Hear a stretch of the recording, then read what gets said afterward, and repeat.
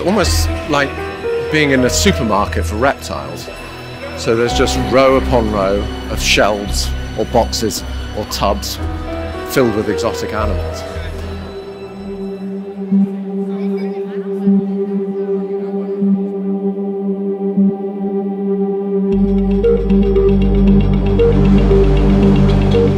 The United States of America, a country famous for trendsetting and its influence on popular culture.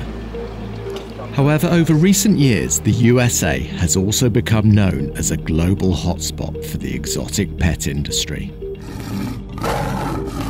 Recent estimates suggest that more than 17 million exotic pets are currently inhabiting American households, with one group of animals making up more than half the total: reptiles. Meeting up with World Animal Protection's Global Head of Campaigns, Cassandra Conan, we headed to one of the many regional reptile expos occurring regularly across the country. Hopefully here we'd be able to find out exactly what was happening with pet reptiles in the USA. It's almost like being in a supermarket for reptiles. So there's just row upon row of shelves or boxes or tubs filled with exotic animals. Whilst there was an enormous variety of reptiles on display, one species was clearly much more popular than any other: the bull python. This is quite a bizarre experience. Your whole life you're taught to keep away from snakes, and now suddenly I'm here at an expo in Memphis, and there are a ton of people just walking around with snakes actually on their head. Speaking to a vendor, I got an insight into what drives the demand for bull pythons as pets. Do they mind being kept in these cases? Obviously the lights and the people and everything, it's probably a little stressful on them. But I mean, I'm not in the snake's mind. I can't tell you how much it's bothering it. So why is that one so much more expensive than these ones? It's got 2 more genes in it. This is just a single gene here, to where this has got 3 genes stacked on it. The more colourful, the more they're worth. Like if it's something that's brand new, you might be talking 20, 25K. For a single snake? Yeah. And people will pay that? Oh yeah, there's been, like the bananas, I think the first banana sold for 50K.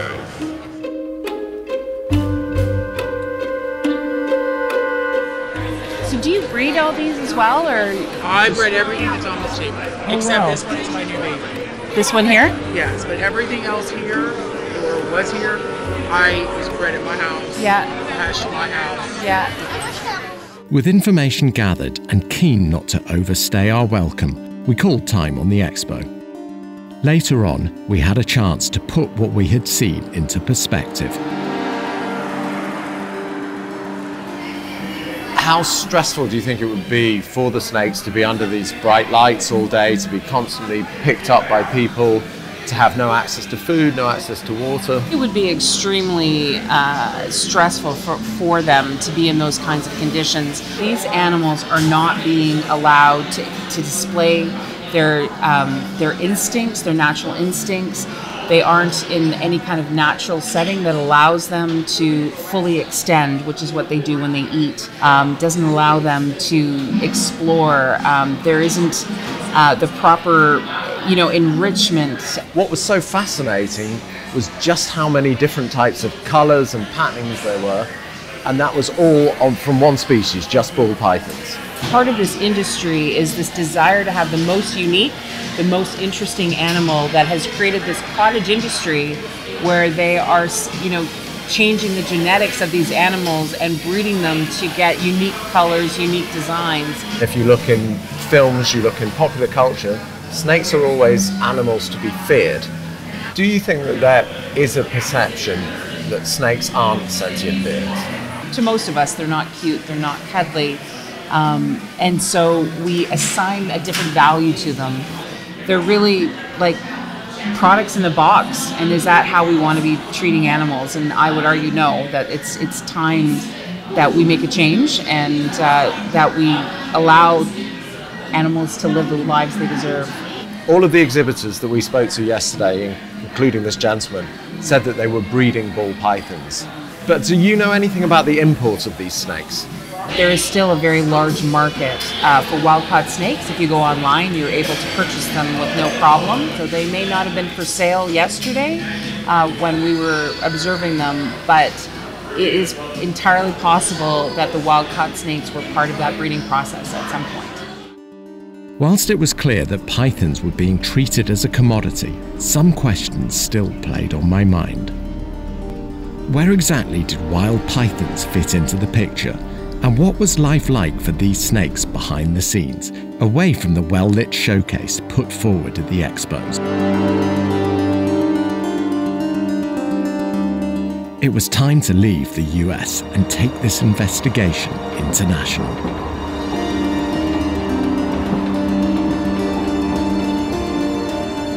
Travelling to the Czech Republic, I went to meet up with an old friend and exotic pet expert, Dr. Sid Notek, at the University of Brno. That looks painful. Yeah, it's very painful. The old skin have to go out and must be new skin, which takes weeks, sometimes even months. How did this snake sustain these injuries, do you think?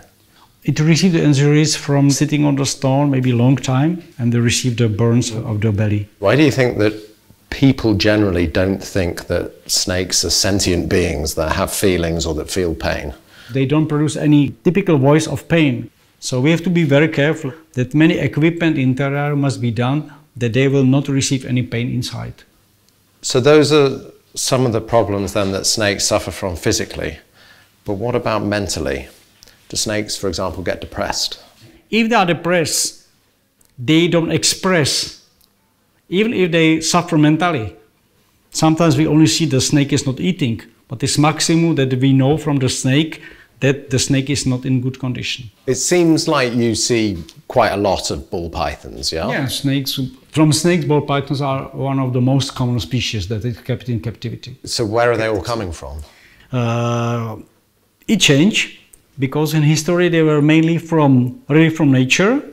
At first was the completely illegal market that was smuggled. And now many of these ball pythons, especially these different color forms, are from captive for farming, for breeders. How do you think a snake's quality of life differs from captivity to living in the wild? Normal population of people know almost nothing about the snakes. They only know that they are carnivores, they are eating rats or mice, and they need temperature. This is maximum knowledge that we unfortunately still have. People aren't providing them with basic animal welfare. Yes, and people still don't think that they are sensitive and they suffer from bad conditions. This is very common, unfortunately. With the injured python receiving its much-needed treatment, Sid made some phone calls and managed to set up a visit to a snake breeder's house in the centre of the city.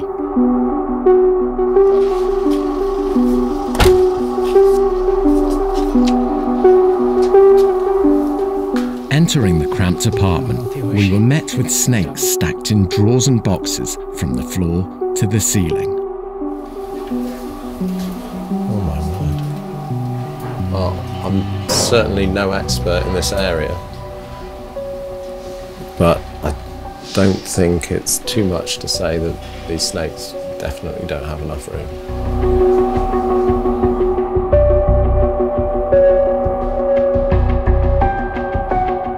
So what compels someone from Brno in the Czech Republic to want to breed exotic snakes? Říkám, začalo to na základní škole vlastně a vlastně to byla taková spíš jako, že abych byl cool v podstatě nebo něco, tak jsem si pořídil hada, že třeba spolužáci měli sklípka nebo něco podobného, no a tím tak nějak začal můj koníček v podstatě se rozvíjet. How much can you sell some of these different color morphs for? Takže žádná třeba nejvyšší pevná cena není prostě u těch barev. Kolik se nám může vyšplhat, jakože někdo netuší, takový prostě dá v podstatě tu cenu. And where do you actually get these snakes from? Ty první původní, co mám, tak jsou z importu vlastně, takže Afrika. Vida, Benin, birthplace of voodoo and the natural habitat of wild ball pythons. Here in the centre of this small dusty town, I found a connection to the snakes stronger than anything I had seen before. So what's the history of this temple? Le python est principalement vénéré à Ouida et un peu partout aussi dans le Bénin, parce que c'est un serpent protecteur. C'est l'animal de la clairvoyance. C'est l'animal qui a ouvert les yeux à l'homme. Les gens, ici, le temple des pythons, c'est comme une église, un temple vaudou, où les gens viennent se ressourcer, les gens viennent prier, les gens viennent chercher des bénédictions. And where did all the pythons come from? Ici, c'était une grande forêt. Ouida, c'était de la forêt, c'était de la brousse. Le python habitait ici depuis toujours. Le python vit avec la population. La population vit avec le python. C'est naturel. La plus grande partie des pythons, c'est dans les maisons chez les gens. Et quand les gens les trouvent chez eux, ils sont contents parce qu'ils se disent que c'est la divinité qui vient rendre visite. Pour eux, c'est une purification. I would like to show you some pictures now on my phone, if that's okay. These images were taken at a reptile expo in America, and this is how people are selling pythons and taking care of them. Là, c'est ce que je peux dire, c'est que la divinité n'est pas dans son état naturel. Là, on le met dans des vivariums, on le met dans des choses, c'est pas naturel. Or, ici, ça vit naturellement, on s'occupe de lui. If you ever have too many pythons here, what do you do with them? Parce que c'est la divinité devient beaucoup. C'est bien pour nous. Mais nous, on ne vend pas les pythons. Jamais. Le python, pour nous, c'est sacré, c'est notre divinité. On ne vend pas. Et quand on a beaucoup de pythons, ça veut dire que ça se perpétue. C'est une bonne chose pour la population. Jamais on ne vend le python. So you're saying that the pythons here are revered, they're sacred animals.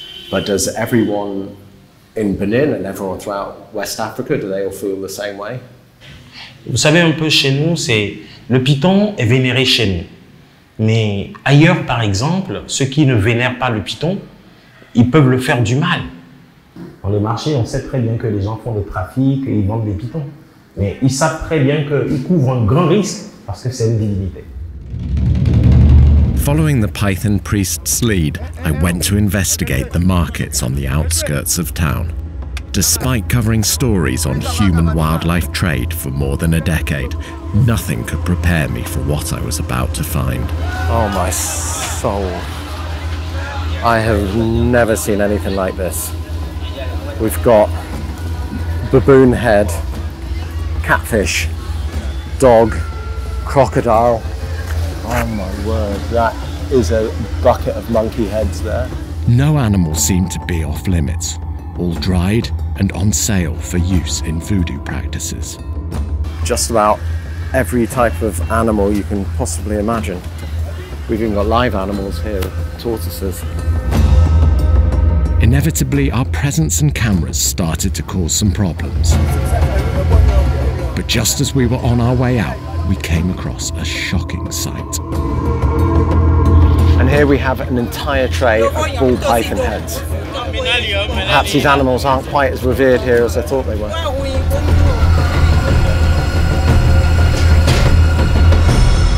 Between the snake's apparent sacred status at the temple and the discovery of dried pythons at the market, it still wasn't clear who was supplying these animals to the exotic pet industry. Desperate to find a new lead, I went online to get some answers. According to World Animal Protection research, of all the pythons traded internationally, almost all of them come from only 3 countries in Africa. The biggest exporter? Ghana. Arriving into Accra, I went to meet up with Edith Kabasimi of World Animal Protection, who could hopefully shed some light on the python trade networks. Edith, what can you tell me about the python situation here in Ghana? So, over the last 40 years, we are talking of over 3 million ball pythons having been exported from West Africa to the rest of the world. The majority of these go to the US. And if you look at the CITES database, ball pythons are the single most traded live animals from Africa. So how are the snakes making it out of Africa and then all over the world and in such large numbers? In order to export these sorts of numbers and consistently, you've got to be very organized. So what happens is that there are several ball python farms, hunters or collectors go out in the wild and collect pregnant female pythons and bring them to the ranches. They keep them until they lay the eggs, and then the eggs hatch. All the mothers are supposed to be taken back into the wild with 10% of the babies. But as to whether that happens, I mean, I have no idea. There are question marks there. Showing me imagery sent anonymously to World Animal Protection, Edith then revealed the state that some of the animals were held in inside these ranches. Conditions like this are a breeding ground for zoonotic diseases, and clearly the ranchers were targeting more than just pythons. I had to witness this for myself. Heading to the outskirts of the city, I went to meet up with the only rancher who was willing to speak to me. How many ball pythons do you have at the moment? 4. 4 snakes, 4 ball pythons in total, or 4 pregnant ones? No, 3 pregnant ones and 1 male. And where do all the snakes come from? So do you have like a team of people collecting them? Yes. We have, let me call it trappers. Let me call them trappers, okay? Those who are trained by our wildlife division, okay? And they are given permits, license to trap in specific areas. What do you do when they've laid the eggs? We put them together and incubate them. And then when they've hatched? Then we shoot the babies out. And how many snakes might you get then when it's breeding season? If you're able to collect a total of, let's say, 500 of this, then you are looking at 3,000, 3,500 babies. Are all of them then shipped out? No, you have to, we'll be releasing 10% of the total hatching back into the wild, the locations where the mothers were collected.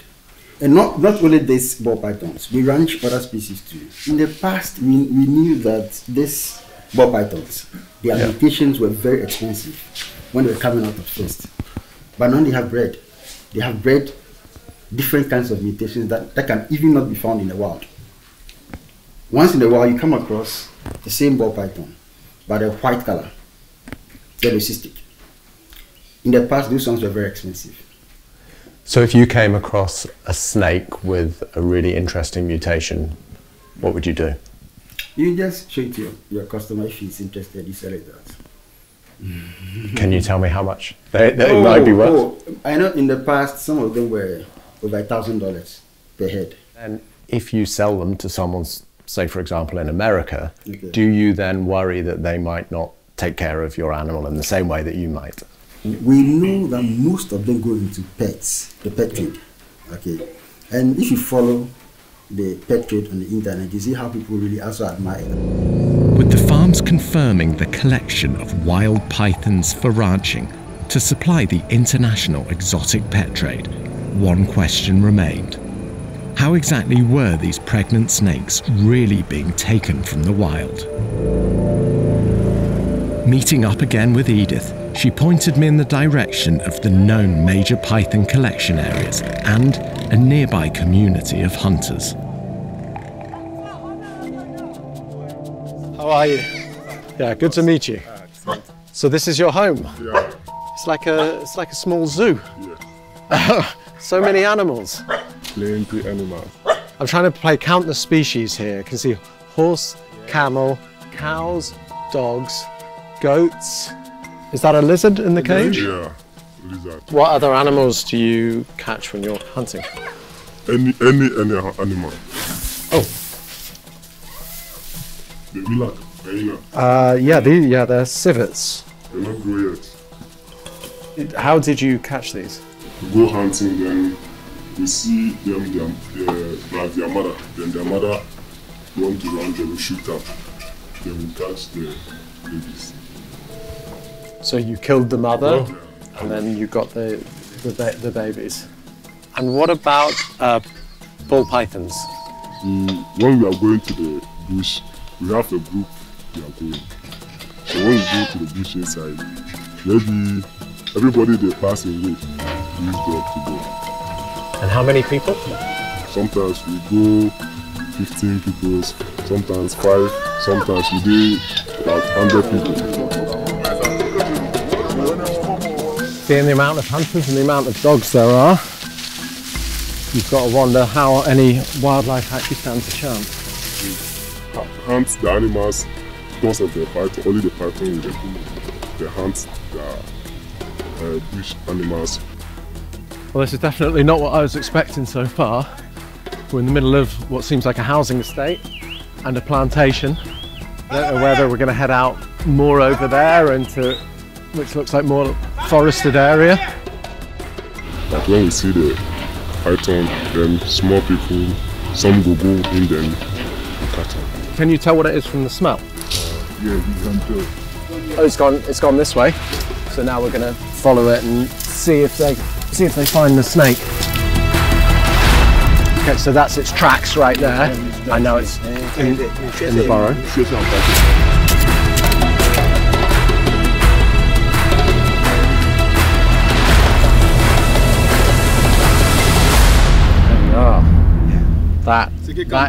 That's definitely a ball python. And the guys are primarily looking for ball pythons. They said that they will also catch whatever they can come across, whether it's antelope or pangolin, pretty much any other animals. And then they can sell the ball pythons for as much as $1,000 per animal. And with that, it suddenly became clear how a wild ball python can end up as a pet in North America.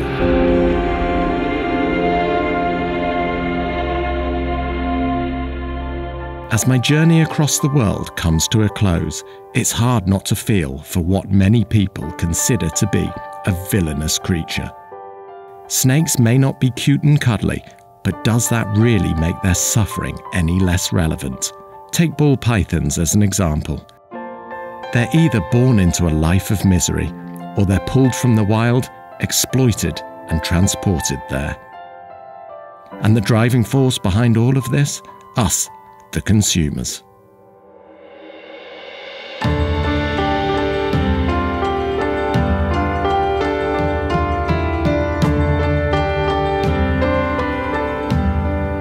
I believe that wild animals belong in the wild. These animals are not domesticated, and there is no environment that we could create for them, even with our best intentions, even with the best care possible, that would allow them to live the life that they are naturally born to live.